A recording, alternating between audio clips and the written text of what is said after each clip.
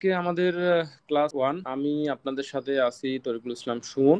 বর্তমানে প্রভাষক আইসিটি হিসেবে আছি একটা কলেজে, এমপিও কলেজে। আমি 16তম নিবন্ধতে এবং চতুর্থ গণবিজ্ঞপ্তিতে আমি মূলত নিয়োগ পেয়েছি। আমরা মূলত আজকে নিবন্ধনের যে একেবারে রোড ম্যাপ, এটা থাকবে প্রথম পার্ট। দ্বিতীয় পার্টে থাকবে আমাদের কোর্স কিভাবে চলবে বা কোর্স আমরা কিভাবে অপারেট করব, কোর্সে কি কি থাকবে কি কি থাকছে না, বা এই বিষয়গুলো আমরা আলোচনা করব। প্রথমেই আসলে জানি বিষয়টা আসলে নিবন্ধন। নিবন্ধন হচ্ছে আমাদের যে নন গভর্নমেন্ট যে স্কুল কলেজ মাদ্রাসা আছে, এইগুলাতে নিয়োগ দেওয়ার জন্য একটি পরীক্ষা।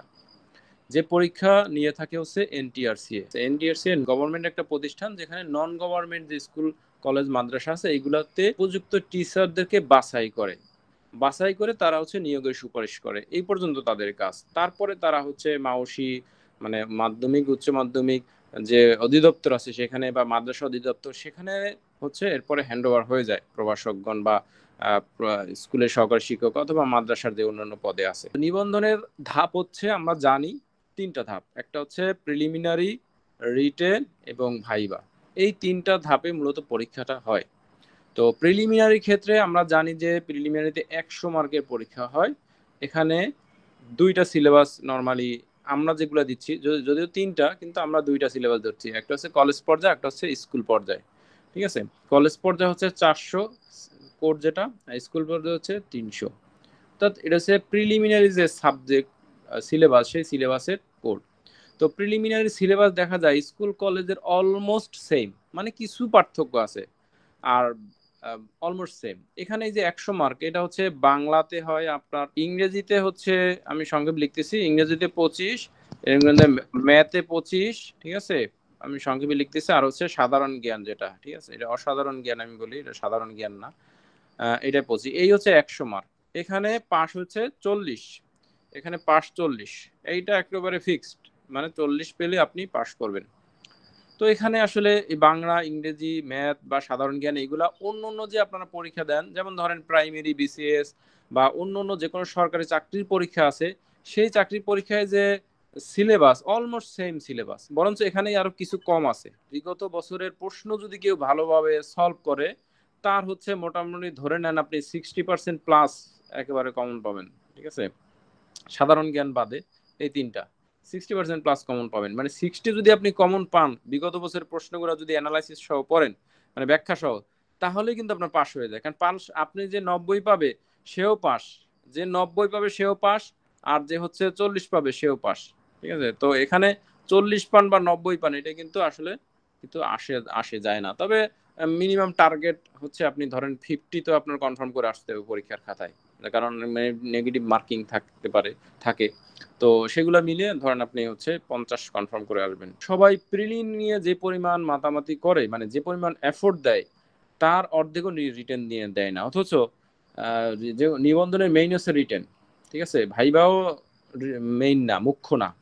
এটা কেন বলতেছি, আপনি যখন চাকরি পাবেন, অর্থাৎ একটা কলেজে যখন আপনি আবেদন করবেন, সেই কলেজে আরো 10 জন আবেদন করছে, সেইখানে আপনাকে মেরিটে আগানো হচ্ছে আগায় রাখার জন্য যে জিনিসটা কাজ করবে, সেটা হচ্ছে রিটেনের মার্ক। ভাইবার মার্ক না, প্রিলিমিনারি মার্ক না, রিটেনে যে মার্ক পাবেন সেই অনুযায়ী আপনাকে আগানো থাকবে। ঠিক আছে, ধরেন আপনি 40 পাইছেন, আর একজন হয়েছে 41, একজন 42, 43, আর একজন হচ্ছে 38। তো যে সর্বোচ্চ বেশি পাবে তাহলে তাকে ওই কলেজে সুপারিশ করা হবে। এইভাবে আর কি আবেদনটা মূলত কাজ করে সফটওয়্যার ডাটাবেস। তাহলে বিষয়টা বোঝা গেল যে আমাদের প্রিলিমিনারি, রিটেন, ভাইবা, এখানে প্রিলিমিনারি 40 পাস করা লাগে, রিটেনের একটা কাট মার্ক থাকে। সেই কাট মার্কটা 40 হইতে পারে, 50 হইতে পারে, 60 হইতে পারে, এটা নির্ভর করবে এনটিআরসির উপরে, তারা কাট মার্ক কত নির্ধারণ করবে। তবে বিগত বছরে 40 কিন্তু রিটেনেও 40 পাস করাইছে, ভাইভাতে ফেল করায় না। ভাইভাতে ফেল যে কারণে করায় তা কয়েকটা পয়েন্ট আছে, অভদ্র আচরণ করলে বা সার্টিফিকেটে ঝামেলা থাকলে, এইসব ইস্যু ছাড়া ভাইভাতে ফেল করায় না। তো ধরে নেন আপনি রিটেন পাস মানে ভাইভা পাস। আর ভাইভা নিয়ে চিন্তা করার দরকার নেই, আমাদের বইয়ে বিগত বছরের ভাইবার অভিজ্ঞতা দেওয়া আছে। আমরা ক্লাসের সময় বলে দেবো যে এই টপিকস থেকে কি কি ধরনের ভাইবার প্রশ্ন আসতে পারে, সেগুলো আমরা বলে দেবো, ওই নিয়েও চিন্তা করার দরকার নাই। মেইন ফোকাস আমাদের রিটেন। আচ্ছা, এখন আসি, আমরা যে নর্মালি বললাম যে বেসরকারি। বেসরকারি বলতে আসলে কি জিনিসটা বোঝায়? নর্মালি আমাদের কিন্তু যে শিক্ষা প্রতিষ্ঠান, বাংলাদেশের শিক্ষা প্রতিষ্ঠান 3 ধরনের আছে। ঠিক আছে, একটা সরকারি, যেটা বিসিএস, মানে যেটা পিএসসি নিয়োগ দেয় আর কি। ঠিক আছে, পিএসসি সরকারি যেটা কলেজ সেটা হচ্ছে বিসিএস ক্যাডারদের নিয়োগ দেয়, আর হচ্ছে সরকারি স্কুল তাদের আলাদা পিএসসির আন্ডারে পরীক্ষা হয় অথবা নন ক্যাডার থেকে নিয়োগ হয়। আর একটা হচ্ছে বেসরকারি এবং স্বায়ত্তশাসিত স্কুল, মানে যেটা স্বায়ত্তশাসিত বলতে আমরা যেমন আদমজি ক্যান্টনমেন্ট স্কুল, তারপর হচ্ছে আপনার যে বিএফ শাইন, এই ধরনের স্কুল যেটা সরকারের নির্দিষ্ট কোনো বাহিনী বা এদের আন্ডারে। আর বেসরকারি স্কুল যে একেবারে প্রাইভেট স্কুল যেটা বোঝায়, যদিও এখানে বলছে বেসরকারি প্রতিষ্ঠানে নন গভর্নমেন্ট স্কুলে, কিন্তু আমাদের টার্গেট তো আসলে এই এমপিওভুক্ত প্রতিষ্ঠান, অর্থাৎ যেখানে সরকারের শুধুমাত্র স্যালারি পাওয়া যায়, মানে বেতন পাওয়া যায়, ভাতা পাওয়া যায় না, সেটা হচ্ছে এমপিওভুক্ত। আচ্ছা, এখন আসি আমাদের আইসিটি সাবজেক্টের নিবন্ধনের জন্য। আমরা জানি আমাদের টার্গেট এখানে 3 ধরনের পদের জন্য, ঠিক আছে। একটা হচ্ছে যে প্রভাষক আইসিটি, আর একটা হচ্ছে প্রদর্শক আইসিটি, সহকারী শিক্ষক আইসিটি।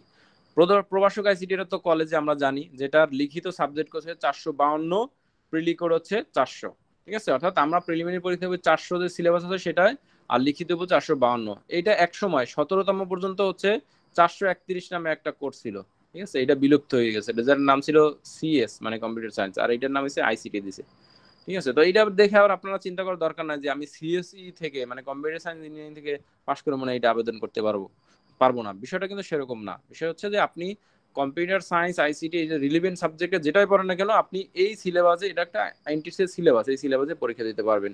আর এই সিলেবাস বাদ, এটা এখন আর নাই। প্রদর্শকে সিএস 325, সহকারী শিক্ষক সিএস 313, সিএস বাই সিরিজ যেটা বলি। মেন কথা হচ্ছে আমাদের এই সাবজেক্ট কোড, হ্যাঁ, সাবজেক্ট কোডটা মেন জিনিস। এই দুইটা হচ্ছে একই সিলেবাস, সেম সেম, একই সময়ে একই দিনে পরীক্ষা হয়, ঠিক আছে। প্রদর্শক হচ্ছে কলেজের জন্য, এটা এমপিও কলেজ অথবা এমপিও ভুক্ত যে মাদ্রাসা, কলেজ লেভেলের মাদ্রাসা আছে সেইখানে সহকারী শিক্ষক আমরা জানি যে স্কুল, অর্থাৎ পঞ্চম থেকে যেখানে দশম পর্যন্ত পড়ানো হয় সেই সব জায়গায় হচ্ছে সহকারী শিক্ষক থাকে। এখানে এই দুইটার প্রিলিমিনারি কোডও এক, সেম সময়ে একই সিলেবাসে পরীক্ষা হবে, এখানেও সিলেবাসে এক, তো সুতরাং এই দুইটা আমরা একই জিনিস পড়াবো, আর এইটা হচ্ছে আলাদা থাকবে। ওকে। আচ্ছা, এখন আসি আমরা নিবন্ধিত প্রার্থীর সংখ্যা কত। এখন আমরা যে মার্কেটে আসলে নিজেদেরকে নামাবো, অর্থাৎ আমরা যে 19তম পরীক্ষা দিব, তাহলে আমাদের আসলে জানতে হবে এখন বর্তমানে কতজন নিবন্ধনধারী আছে, ঠিক আছে। 18তম তো এখনো পরীক্ষা শেষ হয় নাই, মানে রিটেন শেষ হয়েছে, বাট হচ্ছে ফাইনালি চূড়ান্ত সুপারিশ মানে মেরিট লিস্ট সেটা আসে নাই। তো সেক্ষেত্রে আমরা সেটার সংখ্যা জানি না। 17তম পর্যন্ত কতগুলো আছে সেটার একটা সংখ্যা আমরা একটু দেখে আসি, ঠিক আছে। প্রভাষক আইসিটি যেটাই হচ্ছে 452 কোডে আছে 710 জন, 15 থেকে 17তম, কারণ এখানে 3টা পরীক্ষা হয়েছে, 15, 16, 17 আর 18তম হলো। 18তম তো আমরা বাদ আগেই বলছি যে 18তম তো যেহেতু মেরিট লিস্টে আসে নাই, এটা 710 জন আছে, ঠিক আছে। আর সিএস যেটা আগের যে সেটা ছিল 431 কোড, এইটা আছে 4365। তবে এখান থেকে ধরেন হচ্ছে 70% বাদ, এরা আর চাকরি পাবে না, ঠিক আছে। 70% কেন, এটা মোটামুটি ধরেন আমরা 100%ই ধরতে পারি, কারণ 17তম মতো এত ম্যাক্সিমাম নিয়োগ হয়ে গেছে, দুই একজন থাকলেও থাকতে পারে, ঠিক আছে। কারণ কি বাদকে আগে এক সময় আপনার হচ্ছে 6 মাসের যে কোর্স, 6 মাস মেয়াদে একটা কোর্স ছিল, সেই কোর্স করেও হচ্ছে এখানে আপনার পরীক্ষা দিতে পারতো, ঠিক আছে।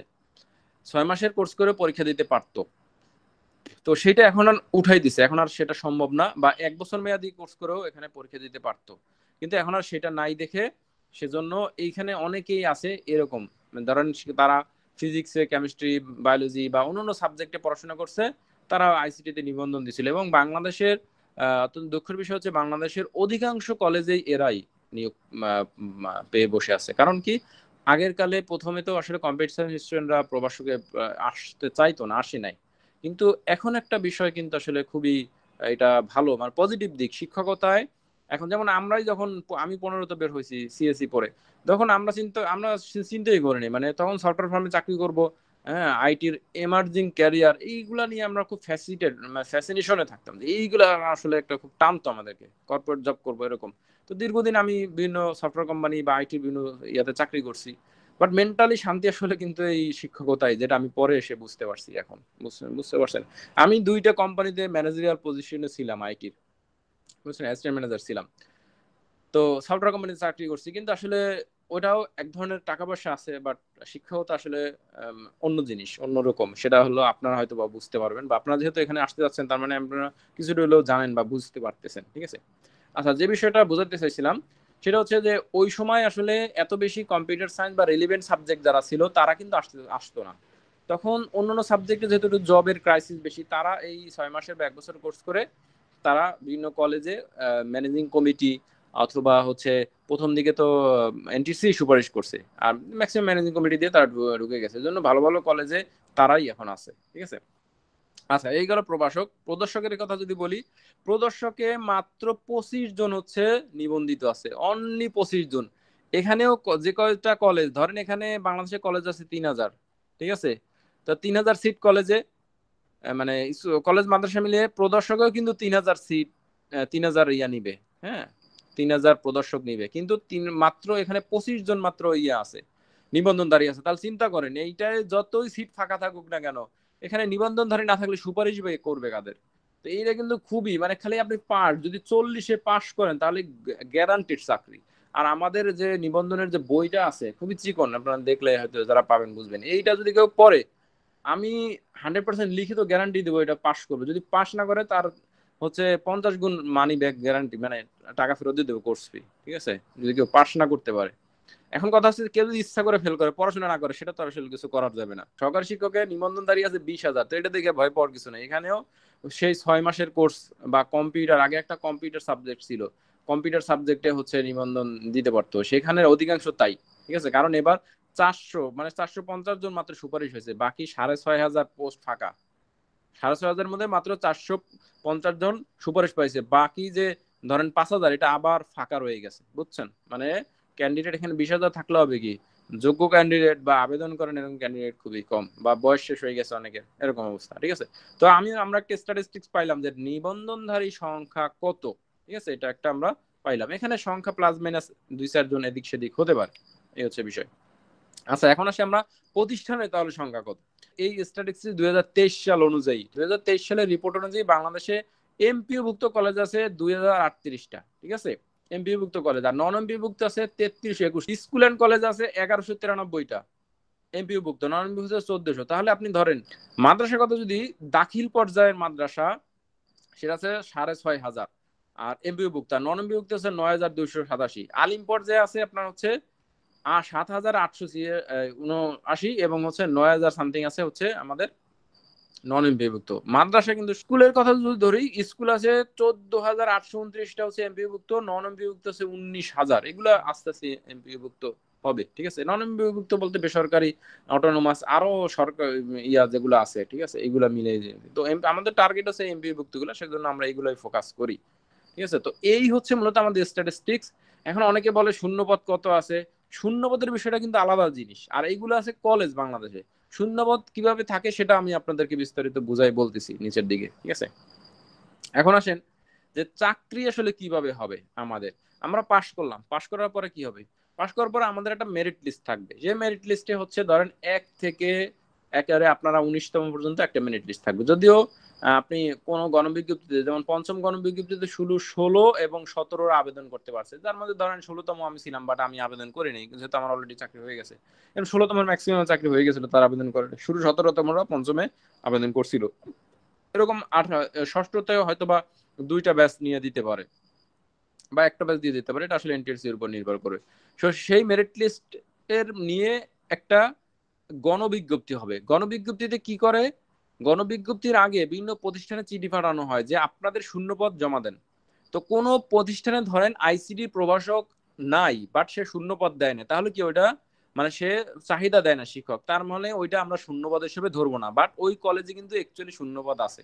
এই জন্য কেউ যদি আমার প্রশ্ন করেন বা আমাদের বিভিন্ন কমেন্টে বলেন যে ভাই শূন্যপদ কতগুলো আছে, তাহলে সেটার উত্তর আমি দিতে পারি না, কারণ শূন্যপদ কতগুলো আছে এটা খোদ এনটিআরসিও বলতে পারবে না।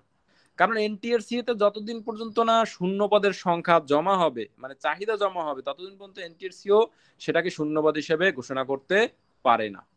বুঝতে পারছেন বিষয়টা? তো এইটা হচ্ছে বিষয়। তো গণবিজ্ঞপ্তিতে শূন্যপদ নিয়ে একটা গণবিজ্ঞপ্তি হয়, সেখানে দেখা যায় কতগুলো লেকচারার, কতগুলো সহকারী শিক্ষক, কতগুলো প্রদর্শকের পোস্ট ফাঁকা আছে। তারপর সেই অনুযায়ী সফটওয়্যার মাধ্যমে অটো ক্যালকুলেশনে আপনার হচ্ছে সুপারিশ হয়, তার যার যার মার্ক অনুযায়ী সুপারিশ হবে। সেই সুপারিশ, সুপারিশ 2টা, প্রাথমিক এবং হচ্ছে চূড়ান্ত সুপারিশ। এরপরে জয়েন করবে, যেমন পঞ্চম গণবিজ্ঞপ্তিতে এখন জয়েন করতেছে। আচ্ছা, নিয়োগ আসলে ওই যে 1 থেকে 5ম গণবিজ্ঞপ্তি, এখন 5টা গণবিজ্ঞপ্তি হয়েছে, এর মধ্যে তৃতীয় গণবিজ্ঞপ্তির বিশেষ গণবিজ্ঞপ্তি একটা ছিল।